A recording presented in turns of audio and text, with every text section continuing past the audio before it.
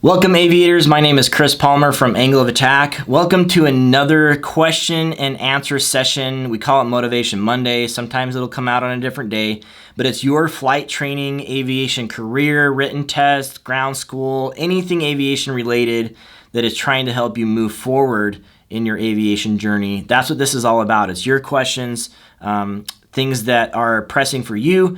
You can ask these live each and every week. I really push hard to get my schedule to allow it on Mondays, where I can be live on Instagram answering your questions, and that will help you move forward in a positive way. So this week, we have a little bit of a focus on instrument and that transition from private to instrument, although there are some other topics in between, from flight instructor conversations to where I got started in business and what keeps me motivated.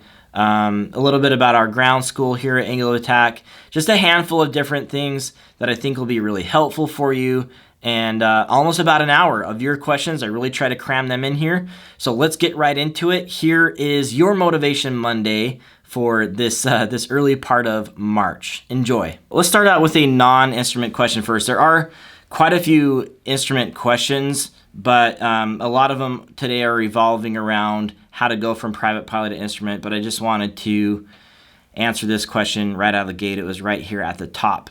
So I'm 35 and I got my private pilot license. How do you see the chances of getting a job once I get my CPL or commercial pilot license in 2 to 3 years? Your likelihood of getting a job is basically 100%. It's just a matter of what kind of job you want. There are so many jobs out there available in aviation right now.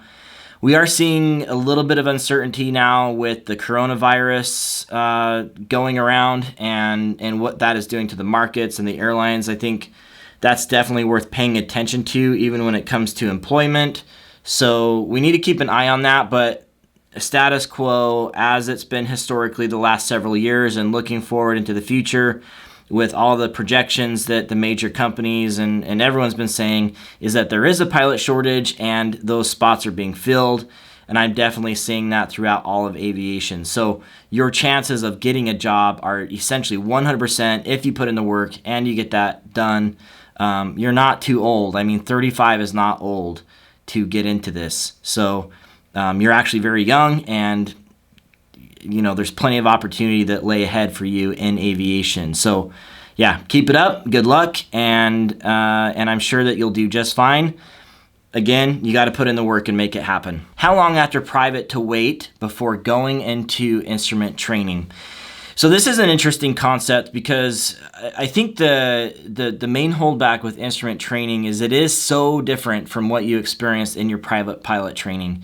It is very much about the knowledge that you gain and the homework you do on how everything works within instrument. Now, I kind of think that private pilot, it's a good mix of both the practical skills of flying the airplane and getting used to that discipline, in addition to the knowledge that you need to bring together to understand a lot of aviation.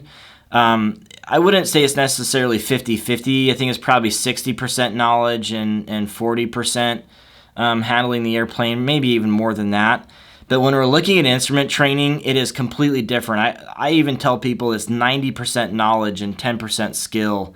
There's just so much that goes into instrument that takes a lot of effort, mental effort, that you can really get ahead of. And so you're going to hear me repeat this several times today because I do have several of these types of questions here about instrument. And that is that I want you to take your time. I want you to have it absorb. I want you to get started on your ground school for instrument fairly early because you are going to be studying a lot more for this license than you even did for your private pilot license. And that's how to best get started going that direction. How long you wait to do that really depends on you and your budget and all of those things. I think you can start to dip your toes in the water of instrument training right away. I think that's a pretty good thing to do. And then you can roll into some safety pilot stuff, things like that. Some of these terms may sound new to you. So if you go to angleofattack.com, you're going to find there on the front page, if you scroll down a few sections, you're going to find the 6-pack guide to doing your instrument rating. It's a really important guide because what it does is it helps you do the math on how you're going to get your flight time, and tells you about flight simulators, tells you about safety pilots and how to build your time there. So go check out that guide, sign up for the email to get that guide, and that'll really help you. It's a free PDF, so it's just, you just got to go enter your email sort of thing. So go check that out. It's a good start. And I would say that for a lot of the instrument questions today, go check that out. Let me answer this one. I really don't want to be self-serving, but here we are, and I talked about my ground school several minutes ago. So what sets your ground school apart from others? One thing about me is I really enjoy the context of aviation, and I think that the number one thing we need to learn in aviation, what we're trying to learn, is great decision making. I think with that decision making, or leading up to that decision making, knowledge is a powerful tool to get to that point. And so my ground schools are a little bit different. We don't just get into all the nuts and bolts of how you're going to pass the written test, but really what I'm trying to achieve is that you are understanding the context of the material that we're covering. In this case, let's just talk instrument, and how the instrument system actually works, why we're doing the approaches or departures or en route flying the way that we are, and how the air traffic control system is playing into that entire picture, and what you as a pilot need to do to remain safe. So I want you to go through your training, meaning like your written test preparation, which would be your typical ground school. But I also want you to have a leg up when you start your flight training and have good mentality there. Because after it's all said and done, after you go through the mentality of getting your check ride finished, I want you to be a safe and confident and proficient instrument pilot. That is what I'm after. So I may not be able to be with you the entire way, all through your training, but I'm very interested and invested with my time and my career and my life in a lot of cases to assist those through my business to get to that end goal of being a safe pilot in whatever discipline that they are working on. So I would say that's how I set myself apart, is I add a lot of human factors and other safety mindset things along with the knowledge that you need to do that particular license. So I've even thought of a better title for my ground school, is like not just a ground school, because it's so much more than that. But that is what sets apart my ground school from others out there, I believe, or at least what I'm trying to achieve and what I'm working to achieve. And it's going to be an ongoing process for years. I don't ever really plan on stopping that improvement process. So that's the end goal that I'm trying to work toward. Just wanted to get that question out of the way so that we can move on to some other things that can help you guys instantly here. Finished my private pilot license straight into instrument ground school with no break. How to avoid burnout. So just a few minutes ago, I talked about this, and I really think that you've got to be careful not to just jump straight into instrument really hardcore, because you do have to build some cross-country time, 50 hours of it, between your private pilot license and getting your instrument license. Now, some of the instrument cross-country you do can count toward, or does count toward, that 50 hours, but there is still quite a bit of experience in between there, where you're going to be going and getting $100 hamburgers with your friends and just experiencing flight. I think that because we're such mission-oriented people as pilots, especially those that actually achieve this, we've got to be careful to pace ourselves and make sure that we don't burn out. And so you got to play the long game a little bit. So I really think that you should just go out there right after your private pilot for the most part, enjoy that new license that you have some fun, learn some good lessons by doing some great cross-country flights, stretch yourself a little bit in a safe way, and then, move into the instrument training in the sense that you can start on your ground school right away. So rather than hammering your ground school and say, I'm going to get it done in 2 to 3 weeks, why not try to absorb that instrument knowledge, which does take more of a steady pace absorption rate than like private pilot. It's just not something you can cram for.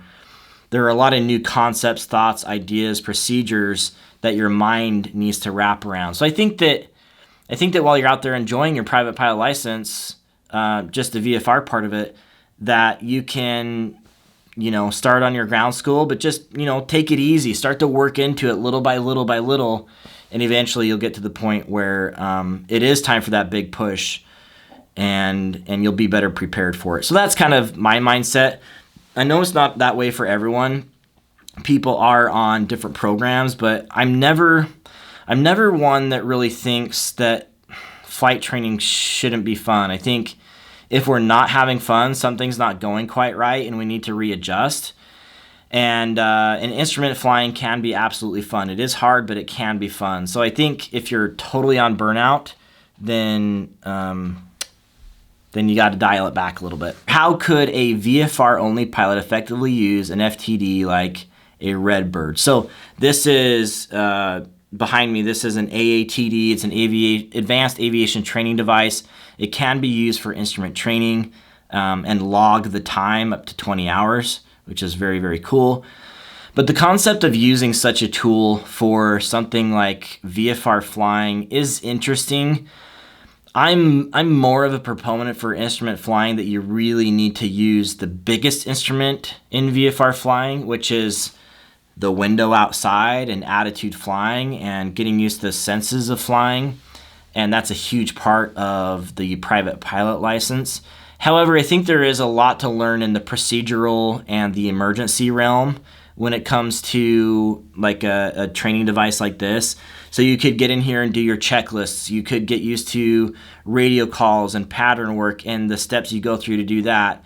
You could do emergency procedures that you couldn't safely do in the real world. So there are a handful of different things that you could do in a trainer like this that are more procedural than those that are actually flying the plane. Because when you're flying the plane for instrument, you're really actually not too worried about the fact if you can land or take off or not. We know you can do that. You've already proved that in private pilot. What we want to prove is that you can do the procedures, which are fairly easy to emulate realistically in something like this. So yeah, good question. Again, most of the applicability is for instrument, and there are some things you could do for VFR flying. So here's a question. Best strategy to study for your private pilot written. I'm also going to add in the instrument written to this one as well. So I actually did a podcast on this quite a while back, and my strategy to pass the test hasn't really changed much. So the way to find that is if you go to Google and you search the pass in passion, kind of a play on words there, but we have a passion for flying, but we also want to pass our test. I know it's a little cheesy, but if you search the pass in passion aviator cast, you will find that. So I think the big thing is, a lot of people just want to pass the written test. They're not trying to do anything else but just pass the test. And passing is 70 for part 61. And I just think that's way too low. I was just having lunch with someone that is actually taking their instrument check ride flight at 3:30 here in about an hour. And he had gotten a 95 on his test. Not the type of guy that would do that, right? He's had to study really hard to get there.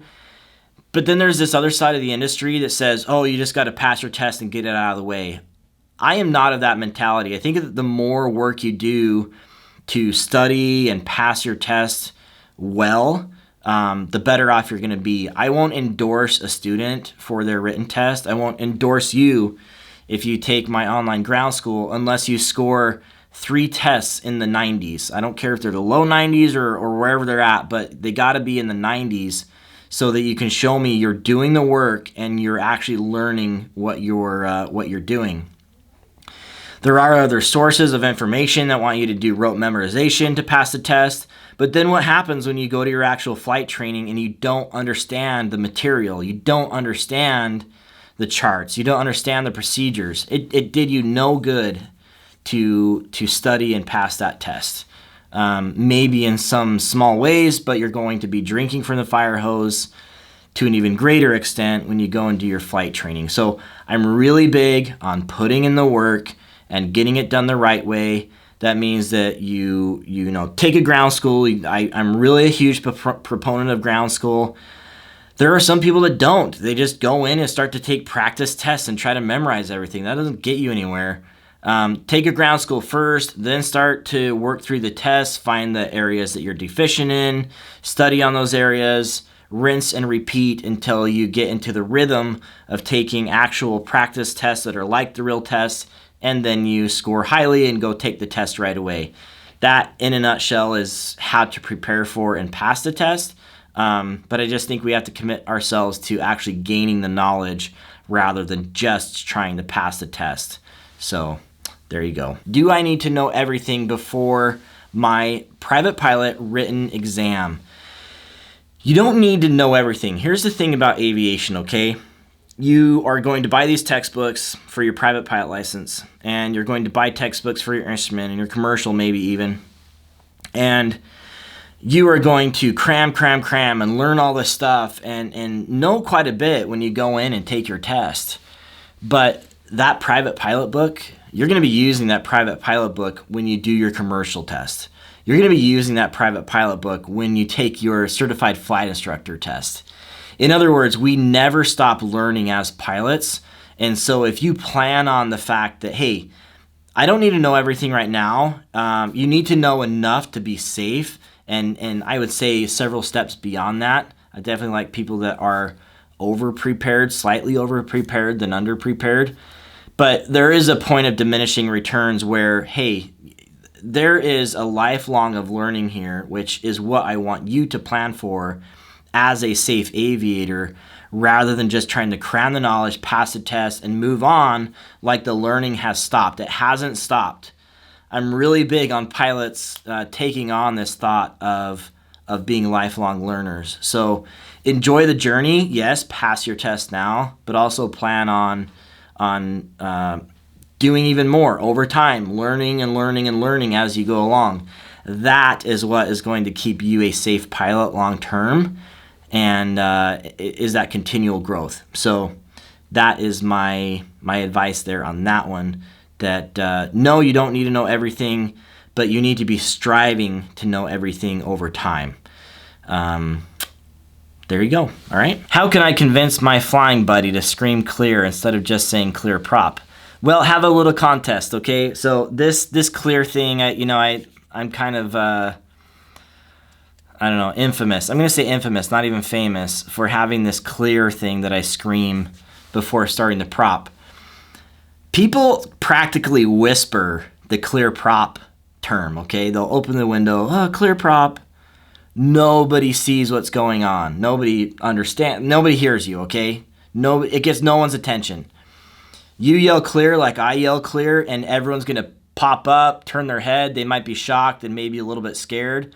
But hey, they saw you, and you're not going to hurt them with your prop. So isn't that the entire point? So have a little contest. See whose method works better. You could even do it in the same startup. Have them yell clear prop. See if someone out there turns their head. And then you do it the right way, with the Chris Palmer way, and see who wins. I guarantee you mine will be better, and you'll gain someone's attention that wouldn't otherwise pay attention.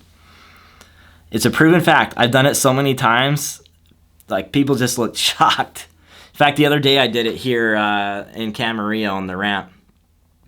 And this instructor that was walking out, he was he was far away. Like I projected, it was good.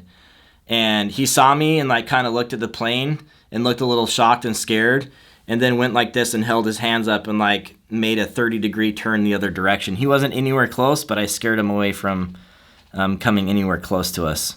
Should I wait until I pass the test before I start flight training?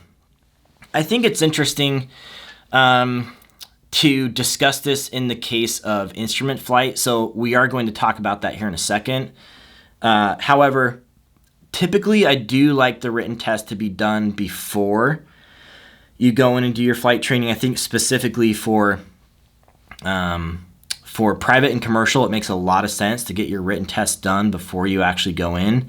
It makes a lot of sense with CFI as well, because you already know all that material. You just have to kind of go through it, that and the FOI.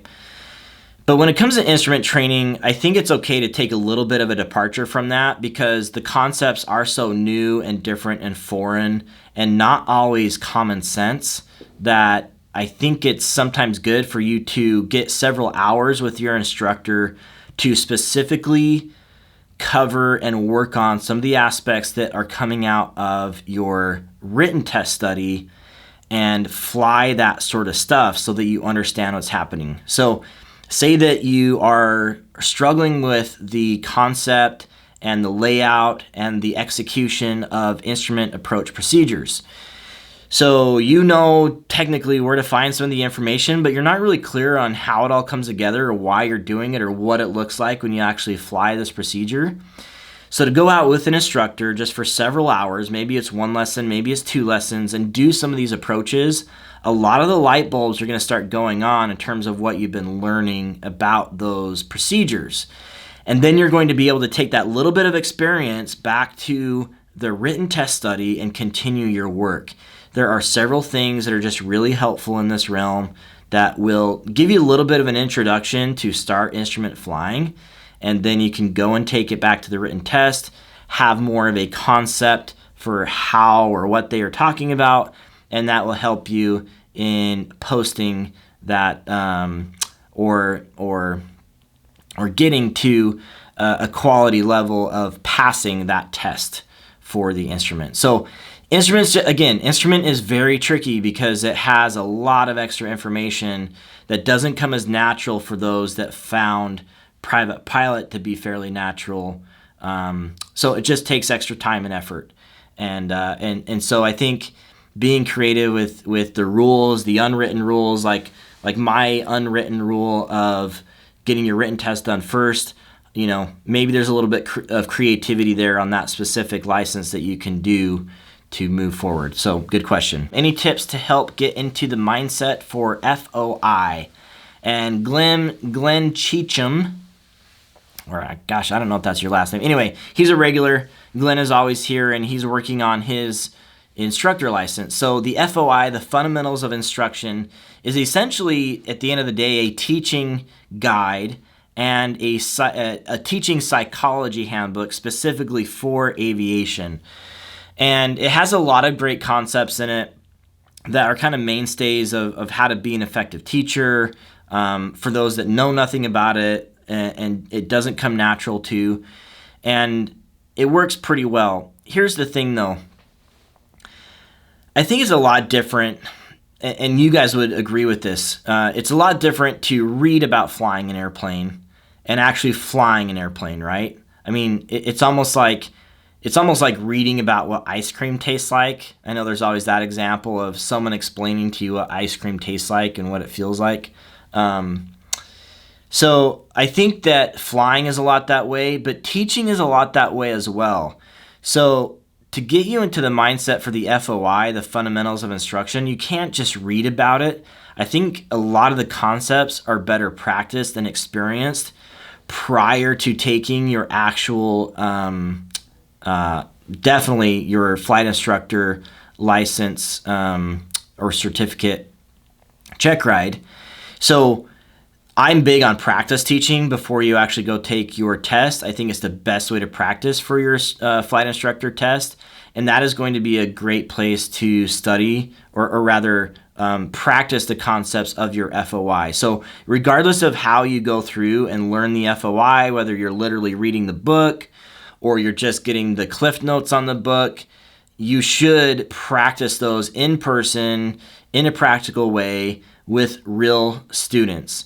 The way you can do that is under the watchful eye of another instructor and offer your services to them. And I think that is one of the best ways to do it if you can find that opportunity. Interesting question here. Switching from Part 61 Private Pilot to Part 141 Instrument and Commercial.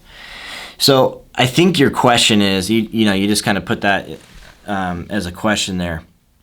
I think your question is probably what are the pros and cons of doing so? Here's the thing. I was thinking about this morning. I started listening to this book that was pretty impactful that talked about victories versus long-term goals. So instead of just having like your eye on a single prize, that most fulfillment in life comes from the long-term goal. And so one of the drawbacks I have with Part 141 training is that there is no time for extra concepts or extra ideas or holistic thinking. There's very little time for that. Like, you have a curriculum, you're working with that curriculum, you have your, like, everything set in a row that you're going to do. And it just doesn't leave a lot of room for creativity and extra growth. And I think that's what we lose when we do 141 training, or the potential of losing. Whereas 61, you can technically take as much time as you want to get it right, to really understand, et cetera, et cetera. That said, there are clearly, thousands and thousands, tens of thousands of students going through Part 141 training every year. We typically keep getting good and safe pilots. And so at the end of the day, like, a lot of the pilots are coming out of these programs basically on the same level with everyone else. No one is really handicapped in one way or the other when it comes to the type of training they go through. I just find that like 141 training, you're just getting to the goal of passing the check ride. You're not necessarily getting to the goal of the lifelong of learning that I was talking about earlier, and being a really good pilot in that area.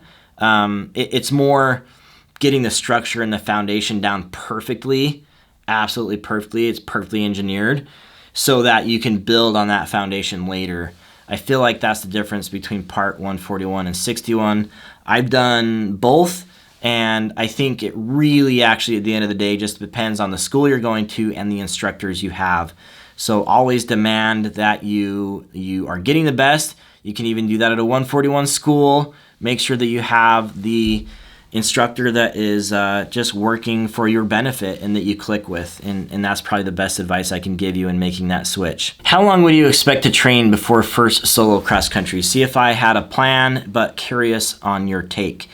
I guess you got the whole question in there. Appreciate it. This is someone else that comes here quite often, and we message back and forth quite a bit. If you guys ever have a question, you can always message me as well directly.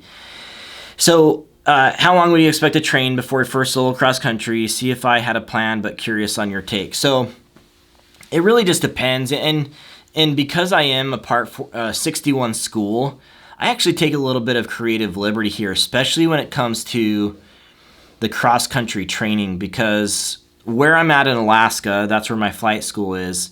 I have the opportunity to, or rather, not even the opportunity, it's a necessity sometimes to travel by plane from where we are to another location because of the geographic distance and so on and so forth. So I make a lot of trips to Anchorage that are for a practical reason. So I need to get there for a doctor's appointment, or I need to get there for a meeting or something like that. Because I am in a rural town, and going to the big city means that we have to take a special trip. And when something like that happens, it takes us out of the realm of just a training flight and puts us into more of a realistic scenario on what a pilot would be looking at for their cross country. So I like to typically do the cross country training, start it right after the solo, but I'm also game for starting that before the solo to give them context on where we're going if that opportunity arises, or maybe even give them the opportunity to build some extra cross-country time, because it's a lot different when you have a real mission you're trying to get to and the pressures of achieving that mission are real. There's just more of a safety, weather conversation, everything that comes together that you can talk about as a student and an instructor that they will be facing in the real world, rather than just a training flight that's very easy to cancel for basically no reason, which is usually a weather reason is the only reason. But when you're talking about having to be somewhere, having that added pressure, really the whole picture just comes into focus. And I like subjecting my students to that realistic scenario. So there you go. Just kind of depends, but typically right after solo. I could have ended there, but I hope that context gave you a little bit more help on that. Here's a great question. Is there a benefit to doing VMC practice approaches even while flying solo VFR? 100%. So here's the thing. A couple terms here that are being used by Nick. I like your username, by the way, Knick-Knack. So VMC is visual meteorological conditions. Basically, it's visual conditions, VFR, but doing approaches, which are an instrument procedure in those VFR conditions while you're solo. I think that even though you can't log those, even though you can't count them toward simulated instrument or anything like that, I think it actually helps a lot more than you would think, because you get to see exactly the sight picture of the airplane in 3D space comparative to the airplane that is going to be in instrument. And you are so used to seeing the airplane in 3D space by being able to see out the windows that having that context, especially in the very beginning, is really going to help you move into those procedures. And so me as an instrument instructor, this is even something I would do with a student to help them visualize what we're actually doing, what those degree changes that they're doing on the final approach course are actually doing. If they turn 20 degrees left to try to intercept their heading and they're headed off into nowhere, but then we compare that to just going, back and forth a little bit to find the sweet spot, that's going to help them understand what is really happening with the plane over time. So yeah, absolutely hugely beneficial. I definitely encourage you to do that if at all possible. And of course, you can do that with air traffic control. Just request those practice approaches. You don't actually have to be under the hood to do that. You can practice them without. So good luck. How important is understanding weather for private pilot, and can you recommend some resources? Private pilot level, it is very important to understand weather. I have to start there. It is very important to understand weather. Although we were having this conversation earlier about not having to know everything for your test, all right? There is a certain amount of that as well when it comes to private pilot. I think it is a commendable effort to learn as much as you possibly can with weather during any phase of training, during any license, because there is always more to learn about weather, regardless of where you are. So I definitely think it's a worthwhile effort. And you need to know quite a bit, and you especially need to know on the private pilot level how to avoid that weather, and how to be able to get into the aviation weather products that you've never heard of before, getting the real hardcore data that is out there and available for those airports you're flying to, and then what is going on in between at those airports that you need to know.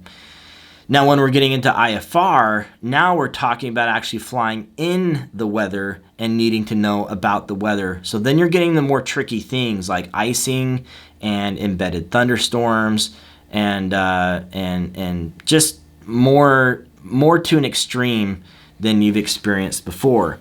So you will never, ever stop learning about weather. So while you don't need to know everything at the private pilot level, you need to learn a whole lot.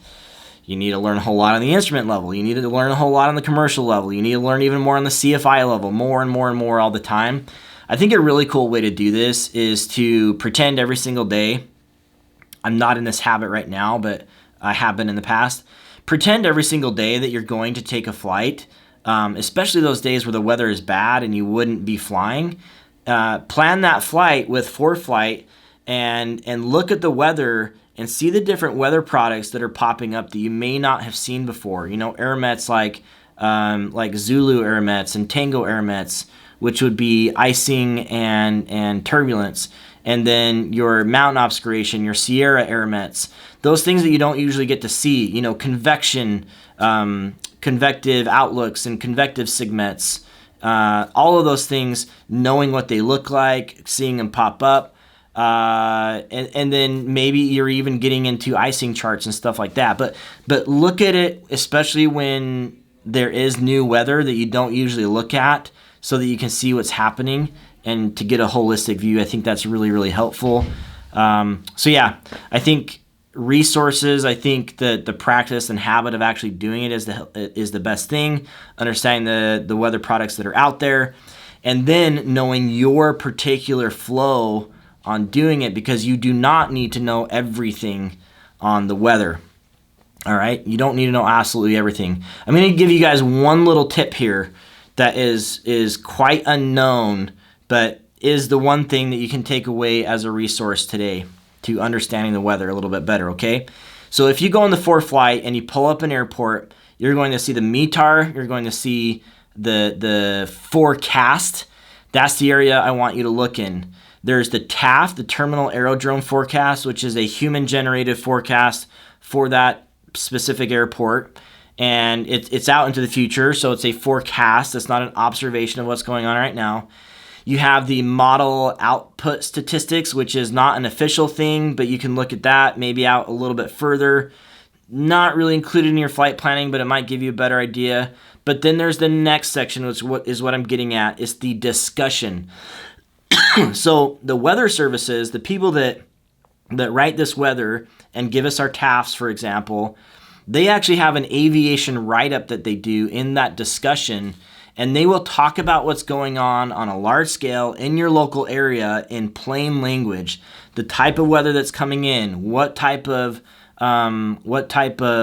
systems or VFR or IFR weather you can expect that will persist. It's very interesting. It's just in plain language, usually several paragraphs that just go over what's going on right now and what you can expect in the next 24 to 48 hours usually. So go ahead and check that out, the forecast discussion right there in ForeFlight. It's just a really helpful tool on top of doing the TAF, maybe the MOS as a supplement, and all the other planning that you're doing, okay? So hope that helps you. Biggest tip on the private pilot oral exam. So just as a reminder, I do have Check Ride Ace on my website, which is a check ride preparation program. It's essentially like, it'd be like having an hour and a half with me to prepare for your check ride. It's $99 for private instrument commercial. So just as a preview of that, my advice is all pretty consistent and the same. So my advice on the private pilot oral or any oral test is that it is not an interrogation, okay? These DPEs, these designated pilot examiners, they actually go through training as well. And when they go to training in Oklahoma, they are teaching these DPEs right now to conduct these oral examinations in scenario-based conversations. So essentially they'll ask you, like a scenario, say, hey, we're going to be going from here to there, and we just picked up a passenger. What sort of things are you going to be looking at if we were to pick up a passenger? Those are, common type questions. It's not an interrogation. It's not going to be, them popping up questions from the written test and saying, hey, what's an airmet, a Zulu airmet? I mentioned that earlier. What's a Zulu airmet and what is it for and how long is it valid? They're not going to ask those sort of questions. It is a conversation with that person in realistic scenarios. So that is what you want to be, or that is what you're going to be going through with them. That's what you can expect. And it ends up just being a lot more relaxed and realistic that way, because really that's how you should be thinking as a pilot anyway. You should be thinking holistically as you're going through these different decision-making processes with the knowledge that you have to make those good decisions. That's how you're going to be thinking about it, not in multiple choice test question format. So I think it works out really, really well. All right. Good question. Again, a lot more advice like that in Check Ride Ace that is available on my website, angleofattack.com, or you can even go to checkrideace.com. It should pop up there as well. Okay, getting back on the instrument topic here once again, what recommendations do you have for a private pilot that is about to begin instrument training? And I had talked about this before. Maybe there's a different way I can say it now, but essentially, it's going to be a long journey through your instrument training. And you need to go out and have fun with the license that you have, build some cross-country time, really get into the books right away on instrument and just start to work through it. And that's going to help you begin your instrument training to get into that mentality, that mindset, that discipline. So, start with a few hours with your instructor if you want to, but essentially the best thing to do is to get into scanning and understanding that. I think doing some approaches next, even visually, like someone brought up earlier, would be very helpful for you to understand what is actually happening. And then bringing that back, making sure that you really get into the study, the hardcore long-term study of this instrument material to really understand it, so that when you go to do the flying, you understand it, and then when you go to do the check ride, you understand it as well. Because what's the point of having an instrument ticket if you don't understand any of the stuff anyway? You're not going to go out and do it if you don't understand it. Adding a tail wheel endorsement to keep learning while building time, I think that's great. I think that sometimes we get so regimented in the flow of flight training that says, hey, I'm only going to do private, I'm only going to do instrument, I'm only going to do commercial, that we forget that this is supposed to be fun and there are other things that we can do. We can do a tail wheel endorsement, which there's a lot that goes in the tail wheel, so it's not something to take lightly. We can do a seaplane add-on, which is best to do after commercial because then you only take one check ride for your commercial seaplane add-on. We can do high performance, we can do high altitude, we can do complex. There's all sorts of different things you can do to spice up your training, to keep learning and moving forward. And I think that's always great to do. You're going to learn better stick and rudder skills and better wind awareness when you do your tail wheel training. So I think it is very great to do while you're building time. You may as well keep having fun doing it. So absolutely go for that tail wheel endorsement. Best way to stay determined to finish your flight training. So I'm going to point you toward a couple of resources first because I feel like they were inspired. I did a podcast not too long ago called Don't Quit Flight Training. Very simple. If you went to angleofattack.com and search that, you're going to find it quickly. It was a podcast episode here on video as well that talked about not quitting flight training. Hey, this flight training thing really gets difficult at times. I always say that people, when they learn to become pilots, they become better people because it really does take personal growth to get through this process. You're going to come up against personal, emotional, even sometimes physical barriers when you're going through flight training. And it's going to take an effort to improve as a person and push through those barriers to get to this goal. And so I think it's important to keep having fun in your training. I think it's important to realize that other people have had a hard time going through training, and that is completely normal. I think it's important to realize that those people that did have a hard time and kept pushing forward, that's how essentially all of us made it, because I don't know of anyone that really, it was a total breeze, you know. So just realize that this isn't always easy. There may be times where it's not fun, but it will be worth it. And that view of it being worth it, you should always try to keep that in view, because you know the light at the end of the tunnel just says that this is going to open up new opportunities, whether that be a job or just views out your window, seeing the world from a different perspective, being able to do fun and new things with your family or your friends. There is so much enrichment to life that aviation offers. I don't think aviation is life itself, but aviation makes life better in a lot of ways. So it is worth it. When you're in the throes of training and it's pretty tough, it's hard to see that, but I would encourage you to keep that perspective. Again, I really invite you to go check out that podcast, Don't Quit Flight Training, because it was very powerful for a lot of people. And I think that somehow I just kind of hit the nail on the head. I don't. A lot of the time I don't. I miss that dang nail all the time, and I'm hitting all around it. But I hit it that time, and I think you'll really enjoy that. So go check that out. But just keep it up, man. I mean, you got to keep the momentum, the motivation, and the perspective. You got to keep it. How in the world do you stay motivated with all there is running a business such as yours? So I have been in business now. I started in 2014.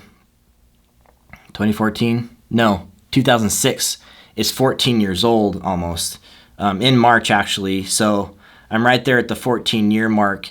And my business has gone through different, I guess, end results. You know, initially I was doing flight simulator training for several years, mainly for the gaming market. And then I did some corporate work. So I worked with Cirrus Aircraft on their Vision Jet training, doing a product none of you will ever see before, but doing 20 hours of training and directing a team behind the scenes that did all of their online learning curriculum for their jet. And none of you will ever see that unless you buy a Cirrus Vision jet.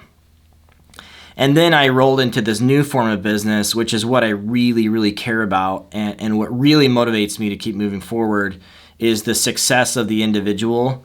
And so kind of going back to how I answered my ground school question earlier, for me, this isn't just about making money. Like, obviously I have to do that at the end of the day to support my family. I'm a big family guy. I'm not just doing this to fly. Otherwise, I'd probably just go do the airlines. I'm doing this because I'm really invested in the personal success of people, and I get a lot of fulfillment in my life out of that. I really enjoy seeing and helping people achieve their dreams. Doing that as an instructor one-on-one is probably my absolute favorite thing to do in aviation. I just love helping people achieve their dreams by actually being there to teach them in person.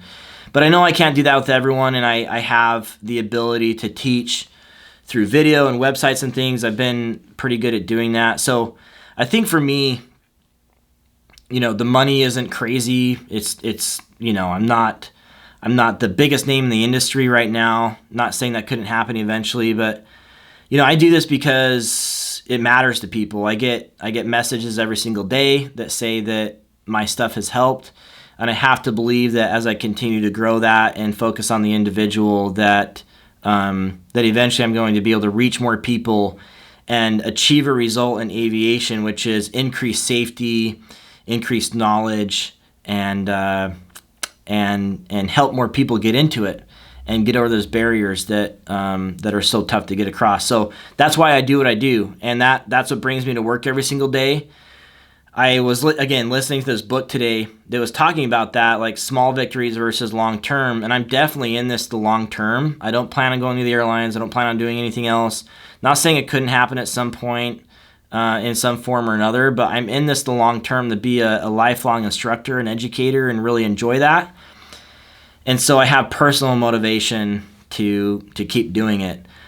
And I think that I would also invite you, because your story is not my story. I would invite you to find your story. What is your story in aviation?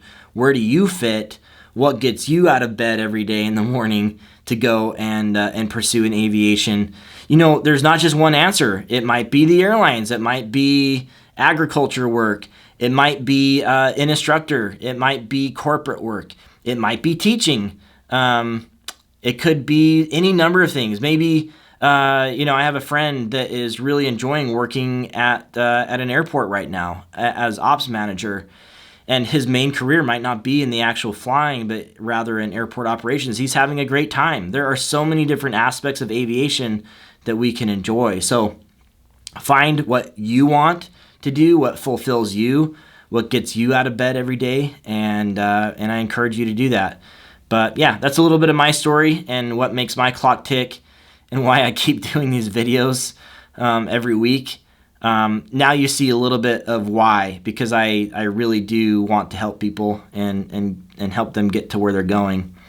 And what result comes of that, if it's a successful business or if it's just a bunch of acquaintances and friends that I have throughout the years, whatever it is, I know that will have positive effect. So that's what I'm doing. That's why I do what I do. Thanks everyone for being here on this episode of Motivation Monday. Hope that you got something out of these questions that were answered today. Again, if you want to ask a question live on the show, typically I put up the questions to be asked on Sunday night, or rather the ability to ask those questions, and then I answer them on Monday. So feel free to join in on Instagram when that happens.